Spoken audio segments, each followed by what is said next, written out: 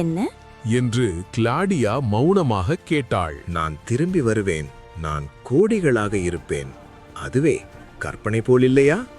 அவன் கூறியதன் பொருள் என்ன என்று காயஸ் எண்ணினான்.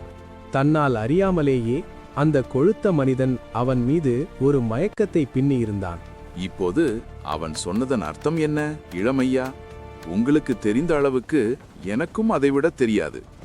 அதன் பிறகு அவன் மீண்டும் ஒருபோதும் பேசவில்லை. மறுநாள் நான் அவனை சற்று குத்தி பார்த்தேன்.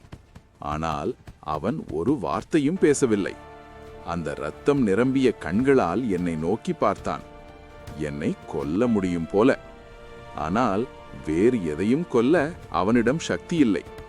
அதனால் பாருங்கள் என் செல்லமே என்று மீண்டும் கிளாடியாவை நோக்கி, அவன் ஸ்பார்டகஸ் அல்ல, ஆனால் அவனுடைய துணைத் தலைவர்களில் ஒருவன். கடினமான மனிதன், ஸ்பார்டகஸுக்கு அருகில் இருந்தவன். ஆனால் அவ்வளவு கடினமில்லை. உண்மையில் மிகவும் கடினமானவன் ஸ்பார்டகஸ் தான். மிகவும்.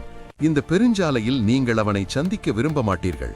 சந்திக்கவும் முடியாது, ஏனெனில் அவன் இறந்து சிதைந்து கொண்டிருக்கிறான். இப்போது இன்னும் என்ன தெரிந்து கொள்ள விரும்புகிறீர்கள்? நாம் போதுமான அளவு கேட்டுவிட்டோம் என்று நினைக்கிறேன் என்று கெய்யூஸ் கூறினான். இப்போது அந்த டெனாரியஸ் நாணயத்தை கொடுத்ததற்கு வருந்திக் கொண்டிருந்தான். நாம் நம்முடைய வழிக்கு போக வேண்டும்.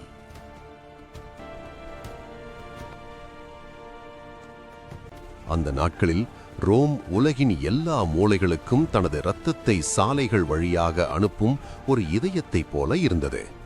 மற்றொரு நாடு 1000 ஆண்டுகளாக இருந்து அதன் முக்கிய நகரங்களை இணைக்கும் 3ஆம் தர சாலை ஒன்றை மட்டுமே கட்டியிருக்கலாம். ரோமில் அது வேறுபட்டது. எங்களுக்கு ஒரு சாலை கட்டுங்கள் என்று சபை கூறியது. திறமை அவர்களிடம் இருந்தது. பொறியாளர்கள் திட்டமிட்டார்கள், ஒப்பந்தங்கள் வழங்கப்பட்டன, கட்டுமான ஆட்கள் பணியை தொடங்கினர். பின்னர் தொழிலாளர்களின் குழுக்கள் அந்த சாலையை அம்பை போல அது செல்ல வேண்டிய இடம் எதுவோ அங்கு நேராக அமைத்தனர். ஒரு மலை வழியில் இருந்தால் மலையை அகற்றினர். ஒரு ஆழமான பள்ளத்தாக்கு இருந்தால் அதன் மீது ஒரு பாலம் அமைத்தனர். ஒரு நதி இருந்தால் அதற்கும் பாலம் கட்டினர். ரோமை தடுத்து நிறுத்த எதுவும் இல்லை. ரோம பாதையையும் தடுத்து நிறுத்த எதுவும் இல்லை. இந்த பெருஞ்சாலை தெற்கு திசையில் ரோமிலிருந்து காபுவாவுக்கு பயணம் செய்த அந்த 3 கவலையற்ற இளைஞர்கள் சென்ற பாதை அப்பியன் வழி என்று அழைக்கப்பட்டது. இது நன்றாக அமைக்கப்பட்ட பரந்த சாலை. எரிமலை சாம்பலும் கற்களும் மாறி மாறி அடுக்கப்பட்டு மேற்பரப்பில் பெரிய கற்களால் பதிக்கப்பட்டது. அது நீண்ட காலம் நிலைத்திருக்கும்படி கட்டப்பட்டது. ரோமானியர்கள் ஒரு சாலையை அமைத்தால் அது இந்த ஆண்டிற்காகவோ அடுத்த ஆண்டிற்காகவோ அல்ல, பல நூற்றாண்டுகளுக்காக அமைக்கப்பட்டது. அப்படித்தான் அப்பியன் வழி அமைக்கப்பட்டது.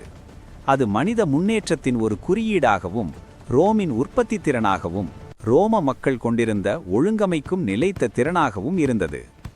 மனிதர்கள் இதுவரை உருவாக்கிய அமைப்புகளில் ரோம பேரரசின் அமைப்பே சிறந்தது. ஒழுங்கும் நீதி உணர்வும் அறிவும் கொண்ட ஒரு அமைப்பு என்பதை அது தெளிவாக கூறியது. அந்த அறிவும் ஒழுங்கும் எங்கும் நிறைந்திருந்தன.